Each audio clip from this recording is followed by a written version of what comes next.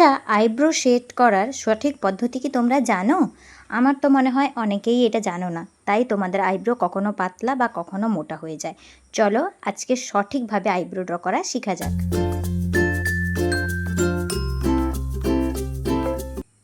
Eyebrow draw করার আগে প্রথমে এইরকমভাবে স্পুলি নিয়ে আইব্রোটাকে সুন্দর করে কোম করে দেবে, কারণ এতে যদি কোনো মেকআপ প্রোডাক্ট লেগে থাকে তাহলে সেটা সুন্দরভাবে রিমুভ হয়ে যায়।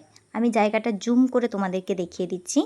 একদম সরু একটা অ্যাঙ্গুলার ব্রাশে মিডিল অফ দ্য পার্ট থেকে আমি আইব্রো টানা শুরু করছি। আবারও বলি, মাঝখান থেকে, প্রথম থেকে কিন্তু নয়। আর হেয়ার লাইনটা অবশ্যই তোমরা মেনটেন করবে। যদি একটা দুটো হেয়ারও থাকে সেই হেয়ার লাইনটাও তোমরা মেনটেন করবে। না হলে আইব্রোর বাইরে হেয়ার রাখবে আবার আইব্রোটাকে অনেক সরু করে দিবে, তাহলে কিন্তু সেটা দেখতে একদমই ভালো লাগবে না। প্রথমে উপরে এবং নিচে সুন্দরভাবে লাইন টেনে নেবে যতটা তুমি করতে চাইছো, তারপর ভিতরটাকে হালকা হাতে ফিল করবে। আইব্রো ফিল করার সময় কালার বা পোমেড সবসময় কিন্তু ব্রাউন কালারেরই নিতে হয়। আমাদের ইন্ডিয়ান স্কিন টোনের জন্য ব্ল্যাকটা এত বেশি যায় না। হয়তো তোমাকে এটা ক্যামেরাতে মনে হতে পারে ব্ল্যাক, কিন্তু এটা পুরো ব্ল্যাক নয়, এটা কিন্তু ব্রাউন কালার। যাই হোক, আমি অ্যাপ্লাই করে দেওয়ার পরে আবার সুন্দরভাবে কোম করে মিশিয়ে নিচ্ছি। এবার দুটো আইব্রোর মধ্যে পার্থক্য আশা করছি তোমরা বুঝতে পারছো কিভাবে আমি প্রমিনেন্ট করলাম।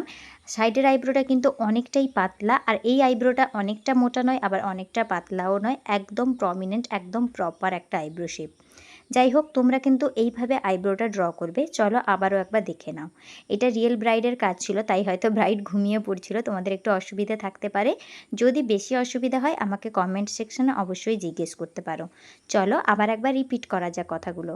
আইব্রোর মিডিল থেকে আমরা প্রথমে একটা লাইন টেনে নেব শেষ পর্যন্ত, এবং নিচ দিক থেকেও সেমভাবে একটা লাইন টেনে নেব।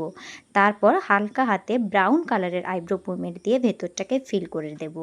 পুরো আইব্রোটা যখন সুন্দরভাবে ফিল করা হয়ে যাবে তখন আমরা এটাকে সুন্দরভাবে কোম করে নেব। আইব্রোর সামনের দিকে কিন্তু কখনোই বেশি প্রোডাক্ট দিয়ে দেবে না, সেটা খুবই আর্টিফিশিয়াল এবং বাজে লাগে দেখতে। এবার আইব্রোটা প্রমিনেন্ট করার জন্য সবসময় কিন্তু একটা ফেয়ার কালারের কনসিলার ইউজ করবে। এখানে আমিও ফেয়ার কালারের কনসিলার দিয়ে সুন্দরভাবে আইব্রোটাকে প্রমিনেন্ট করে নিচ্ছি। আমার নিচে কোনো কালার লেগে যায়নি এক্সট্রা। তোমাদের যদি উঁচু নিচু বা আইব্রো খেবড়ো হয়ে যায় তাহলে এখানে কনসিলার দিয়ে তোমরা সেটাকে সুন্দরভাবে প্রমিনেন্ট করে নিতে পারবে। তারপর আই মেকআপের জন্য তো আই বেসটাও আমি একসাথে রেডি করে দিচ্ছি। দেখো, দুটো আইব্রোর মধ্যে তোমরা বুঝতেই পারছো যে সামনের দিকে একদমই হেয়ারগুলো খালি আছে, ওখানে কিন্তু আমি কোনো রকম প্রোডাক্ট দিয়ে আইব্রোটাকে আর্টিফিশিয়াল বা অনেক বেশি ডার্ক বানিয়ে ফেলিনি, একদম ন্যাচারাল রাখার চেষ্টা করেছি। যাই হোক, আমি যে টিপসগুলো দিলাম সেগুলো যদি তোমরা প্রত্যেকটা মেনটেন করে আইব্রো করতে থাকো, তোমাদের আইব্রোটাও কিন্তু এরকমভাবে সুন্দর এবং প্রমিনেন্ট হবে। কখনো মোটা, কালো বা পাতলা, সরু কোনো কিছুরই সমস্যা হবে না। সুন্দরভাবে কনসিলারটাকে আমি ব্লেন্ড করে নেওয়ার পরে কিন্তু এটাকে পাউডার দিয়েও শেড করে দিয়েছিলাম। যাই হোক, কেমন লাগলো তোমাদের এই ভিডিওটা অবশ্যই আমাকে জানিও। আর যদি তোমাদের এই ভিডিওটা একটু হেল্প হয়ে থাকে তাহলে অবশ্যই লাইক করে দিও, সুন্দর একটা কমেন্ট করো যদি কোনো কোয়ারিজ থাকে বা যদি কোনো রিলেটেড তোমরা ভিডিও চাও। আর যদি তোমরা এখনও আমার চ্যানেলে নতুন হয়ে থাকো, সাবস্ক্রাইব করোনি, তাহলে চ্যানেলটিকে সাবস্ক্রাইব করে দিও নিত্য নতুন মেকআপ এবং বিউটি রিলেটেড টিপস দেখার জন্য। আর যদি তোমাদের কোনো রিকোয়েস্টেড ভিডিও থাকে সেটাও আমাকে জানাতে পারো। দেখা হচ্ছে নতুন ভিডিওতে, ততক্ষণ টাটা।